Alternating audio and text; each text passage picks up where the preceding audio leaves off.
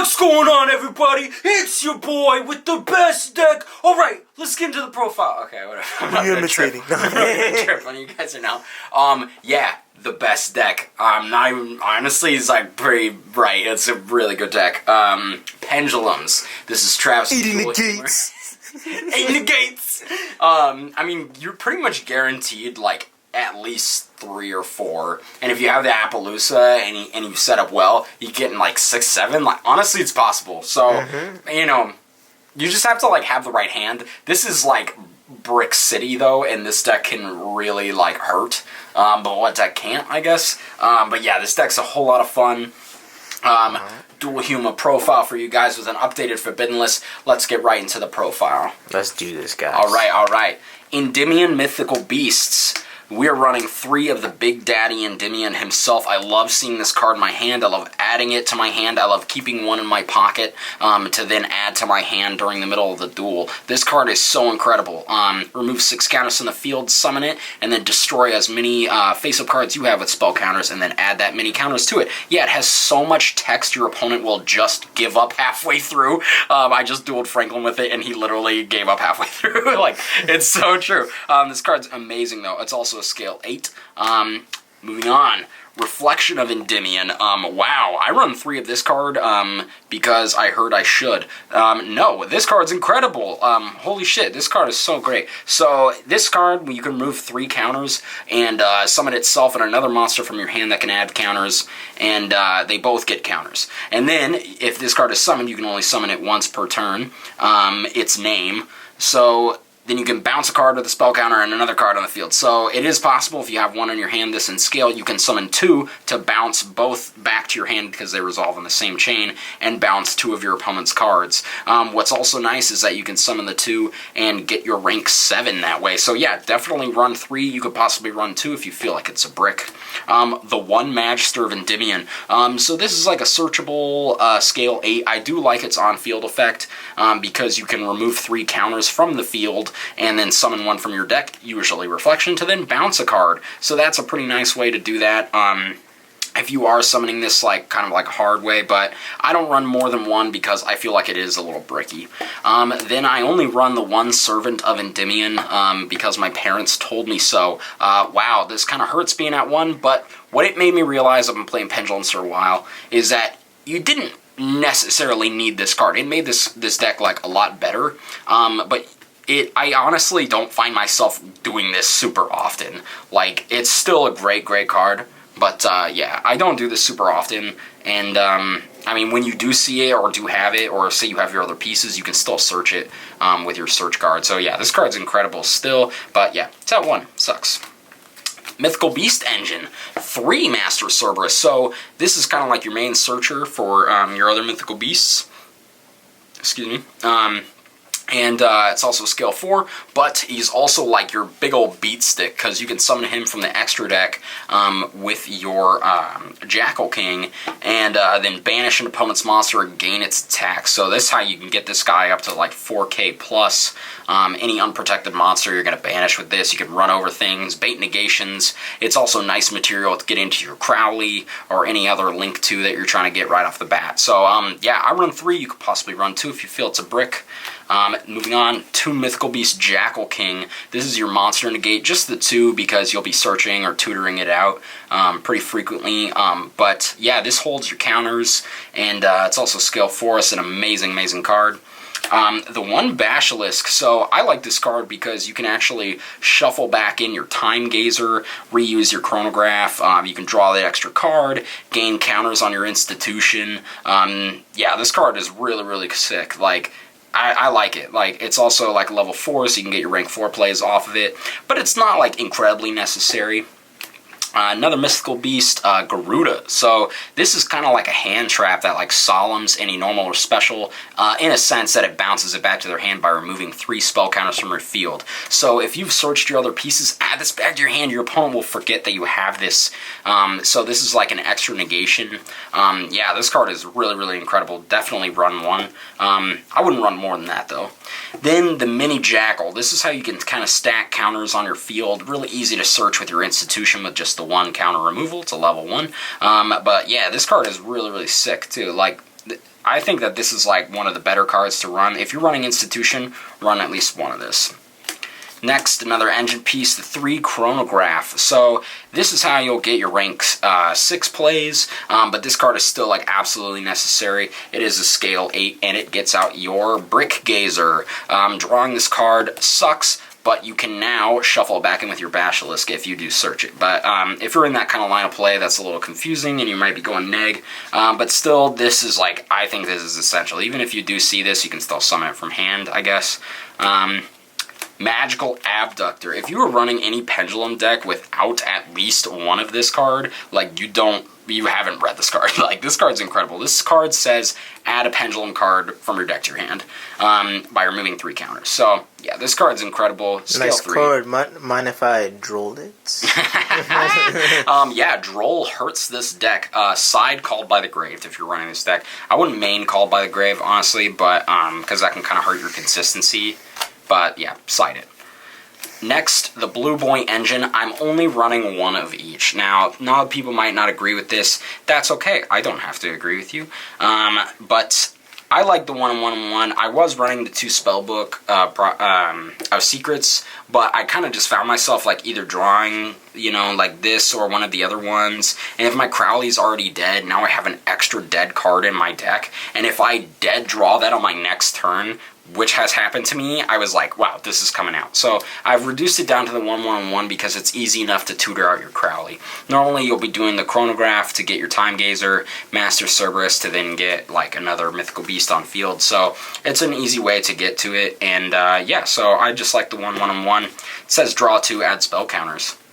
Next, 3 Spell Power Mastery. Add an Endymion card, add a spell counter, and up to the number of Spell Power Masteries in your grave. So if you have 2, you add in 3 counters onto your field in addition to the spell activation. It's an amazing, amazing card.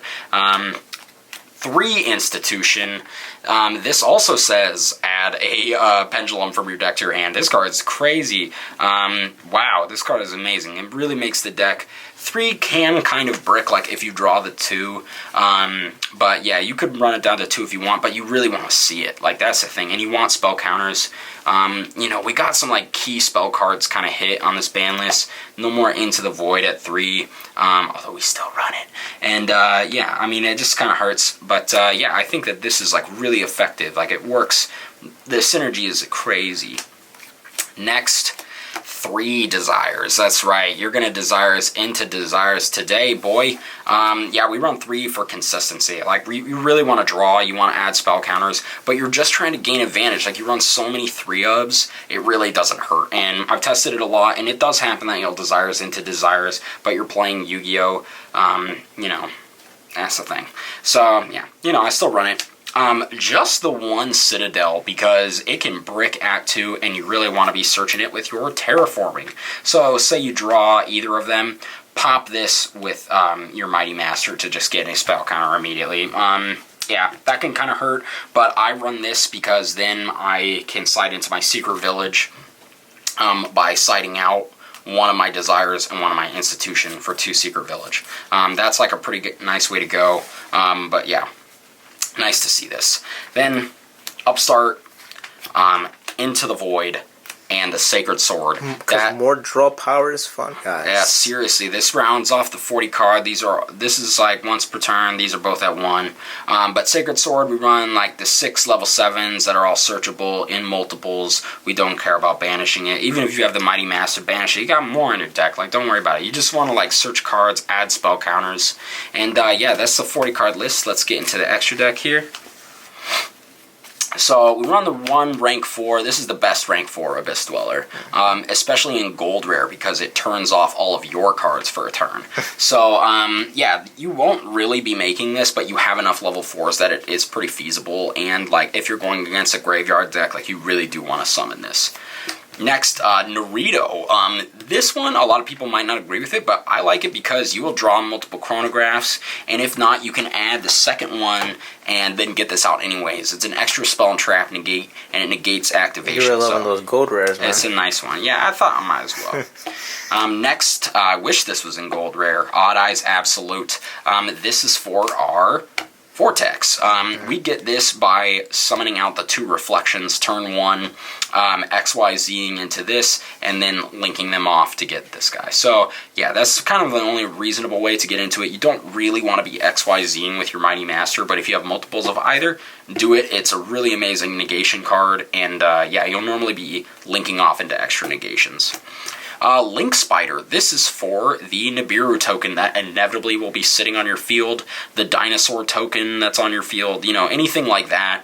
Maybe even like, I don't know, like a Mystic Mine token, if people do that to you. You know, we still live in a hellscape that is reality.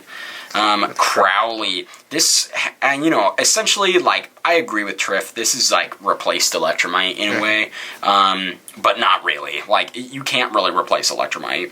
But this just kind of says draw 2, and it filters your deck. Yeah, it's a really amazing card. It starts your spellbook engine, and no matter which spellbook card you add, you can send this if you do have the knowledge, which does suck because you lose the 2 arrows. But yeah, it still says draw 2. Land for Linkus. So I run this card for a very specific reason. Maybe I'll get into that in a second.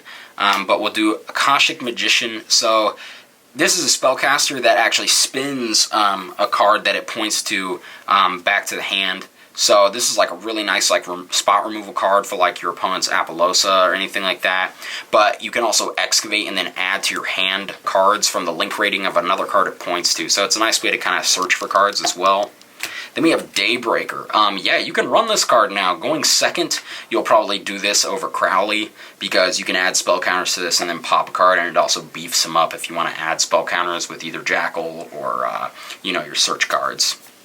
So this is why we run Land for Linkus, is the Draco Master, because you can actually destroy cards on the field up to the number of non-effect monsters you control, which Land for Linkus happens to be, but you really need to be running Draco Masters of the Tenyi in any Endymion deck, because it's a generic Link 3 with 3 downward-facing arrows, 2600 body.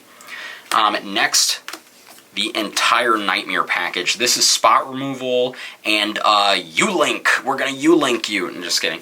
I don't know if you could ever do that in this deck. Possibly. You're not trying to focus on that. You're trying to get your main deck monsters. They're going to do all the work for you. But this is spot removal in case you really need it. And yeah, that can actually come up all these different like kind of arrows. Boral Sword for the OTK. You could possibly run Saryuja, but honestly, like, Saryuja is like a little redundant because you don't want to be wasting your monsters that are negations in of themselves to kind of like summon and get a negation. Doesn't make sense. The one Apollosa, yeah, so Applebottom Jeans herself has all the boots with the fur, and she will be negating your opponent. Yeah, this card is absolutely essential. You do have to run this, unfortunately. But yeah, this is what I would recommend for the 15-card extra deck. Okay, and so yeah, that's the Any last words you want to say before we go? Best deck ever made! Really, like, honestly... I didn't know Triff had a Brooklyn accent. I'm not even from Brooklyn. But yeah, this deck's a whole lot of fun, man. Like, this is the Chad of Chad decks. Like, it's really cool. Those Rocket Links. Rocket Links is also the Chad deck. Like, these are all Chad decks. Like, I'm basically a Chad myself. But yeah, this deck's a shit ton of fun. Until your opponent puts Anti-Spell Fragrance in front of you. That's gonna hurt. Or they Nibiru you, but this deck can actually counter Nibiru pretty hard, because you'll get the Jackal out way before they can Nibiru you. You'll do Jackal on, like, your second summon, even, sometimes. Right, well, third summon, whatever. Anyways, like, you just can't get Nibiru. So, but yeah, fun deck. I really highly recommend this list. You can kind of change things up if you want to run like different spellbook ratios. Totally fine, up to you. But yeah, this deck's fun. Really hurts without Electromite, and the Servant hit kind of hurts as well. And honestly, the Into the Void also hurts, because I was running the 3 Into the Void, and I was just like turboing through my deck, and not having those draw cards kind of sucks. But I mean, you could run Perform a Power Popper. I don't know. Maybe if you want to get ashed and go like -4. But yeah, it's a fun deck. Yeah, that's all I got for you guys. So Travis and Franklin from Duel Humor out. Peace, guys.